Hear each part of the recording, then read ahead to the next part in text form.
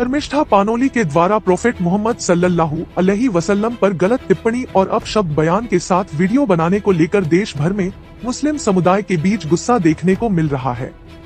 वैसे तो बहुत से लोग #I stand with शर्मिष्ठा तो कहीं अरेस्ट शर्मिष्ठा के साथ अपना कमेंट लिखते हुए नजर आ रहे हैं। ऐसी एक छवि महानगर कोलकाता में भी देखने को मिली, जहां कारी अहमद फाउंडेशन ने कोलकाता के जकरिया स्ट्रीट में 20 मई की शाम अपना विरोध जताते हुए एक जनसभा का आयोजन किया और प्रशासन से मांग की कि राज्य सरकार जल्द इस तरह की हरकत करने वालों के खिलाफ कदम उठाए और मोहम्मद सल्लल्लाहु अलैहि वसल्लम की जात पर किए गए टिप्पणी की छानबीन करते हुए शर्मिष्ठा को जल्द से जल्द गिरफ्तार करे, ताकि समाज को नफरत की आग से बचाया जा सके। गिरफ्तारी, देखिए पुलिस का जो रोल है वो कहीं न कहीं एक शक पैदा कर रहा है। आज हम रास्ते पे आए हैं, अगर कानून और पुलिस अपनी काम कर लेती तो हम ये मंच नहीं लगाते, अपनी बात डेमोक्रेटिक वे से यहाँ नहीं बोलते।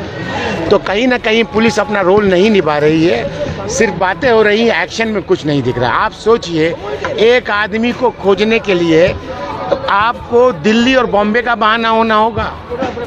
आपको खोजने के लिए दिल्ली है, बॉम्बे, ये फजूल की बात है।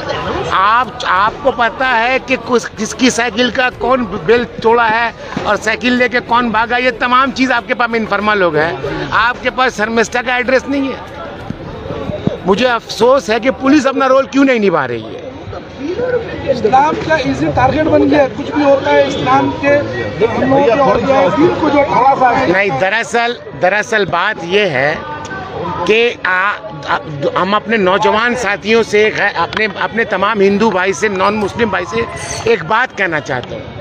आप तमाम को एक बात सोचना होगा कि इस्लाम पाकिस्तान का कॉपीराइट नहीं है, या बांग्लादेश का कॉपीराइट नहीं है, या फ़लस्तीन का कॉपीराइट नहीं है, या सऊदी अरब का कॉपीराइट नहीं है। इस्लाम को अगर आपको समझना है तो आप सीधा बेस्ट आदमी के पास चले जाइए। बेस्ट आदमी कौन है? आला दर्जा के आप रसूलुल्लाह सल्लल्लाहु अलैहि वसल्लम।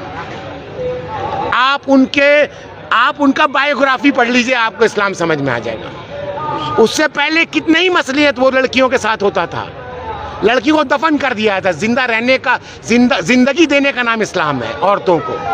अगर वो लड़की जाने तो तब तो, मगर प्रॉब्लम क्या है, कुछ ऐसे लोग हैं जो एक ओहदे पे जाके वो ओथ लेते हैं, दस्तूर का, आइन का। मैं बहुत जिम्मेदारी से आपके बात कहता हूँ। शर्मिष्ठा जी नहीं, वो ओथ लेते हैं किसका? ओथ लेते हैं दस्तूर का, आइन का। मगर जब बात होती है तो वहाँ पर कलमे शहादत की बात आती है, कुरान की आयत की बात है, तो आप एक चीज़ तैयार करते हैं। उसी तरह जोगी बाबा लोग हैं जो सरकार में बैठे हैं, सिंदूर वर्ड के माने आता है सिंदूर, मगर वो बोलते हैं कि ये जो वर्ड है, ये गीता का एक वर्ड है, तभी हम जीत गए। मगर सूफिया कुरैशी का कोई रोल नहीं था, मिस्त्री साहब का कोई रोल नहीं था, और सिंह साहिबा का कोई रोल नहीं था, इंडियन आर्मी का कोई रोल नहीं था। तो जब मजहबी लड़ाई आप एक दूसरे से लड़ाइएगा ना, इस तरह के बच्चे पैदा होंगे, बच्चे इस तरह का जहन बनाएंगे। मैं फिर आता हूँ, कुछ मुफ्ती हैं जो ऐसा स्टेटमेंट देते हैं जिससे इस्लाम का एक नज़रिया चेंज हो जाता है। वो क्या कहना चाहते हैं क्लियर होकर नहीं बताना चाहते हैं। जो उलमाए दीन हैं उनका इस्लाम सुनिए, उनका क्लिप सुनिए।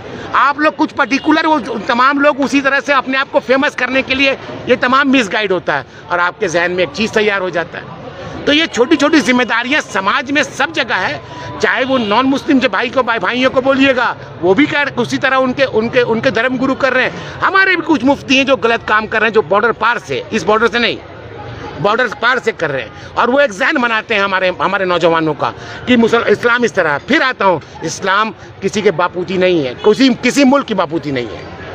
इस्लाम को समझना है, आप हमारे सहाबा इकराम को पढ़िए।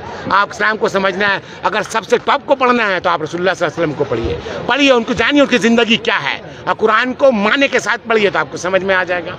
तो सल्लम के शान में ज़र्रा बराबर भी गुस्ताखी हम लोग को बर्दाश्त नहीं है, और हुकूमत को चाहिए, मैंने सही बोला है कि सबो मोटो के तहत बजाते खुद नोटिस लेके लॉ एंड ऑर्डर डीजी और समझिए कि होम मिनिस्टर ममता बनर्जी साहिबा खुद है, बंगाल के माहौल को ख़राब ना करे। 3 करोड़ मुसलमान बंगाल में रहते, हिंदुस्तान में 25 से 30 करोड़ मुसलमान रहते। आप दुनिया में कितने मुसलमान रहते हैं? ये मामला सिर्फ कलकत्ता या मगरबी बंगाल या हिंदुस्तान का नहीं है, दुनिया में जहाँ जहाँ मुसलमान बसते सबके नबी, सबका मसला है। आप समझ ले, मोदी जी बाहर जाएंगे, हमारे चीफ मिनिस्टर दुबई गई हुई थी, वहाँ पर क्या मुँह दिखलाएंगे कि आपके स्टेट की एक रहने वाली बेहुदा औरत, मलून सिफत औरत इस किस्म की बातें करता है। तो आप चाहिए कि मगरबी बंगाल में माहौल बेहतर हो, सुकून के साथ रहे, तमाम धर्म का रिस्पेक्ट हो, तमाम मज़हब का रिस्पेक्ट, जितने मजहबी रहनुमा है या स्पिरिचुअल रहनुमा है सबकी इज्जत किया जाए। ये हमारा संविधान भी सिखाता है, हमारा देश भी सिखाता है, हमारा कानून भी सिखाता है, हमारा इस्लाम भी सिखाता है। हम तो देश को पहले मानते, किसने कह दिया है भाई? हमारे नबी के बारे में आप बोल रहे तो देखिए, खाली वो शर्मिष्ठा का मामला नहीं है।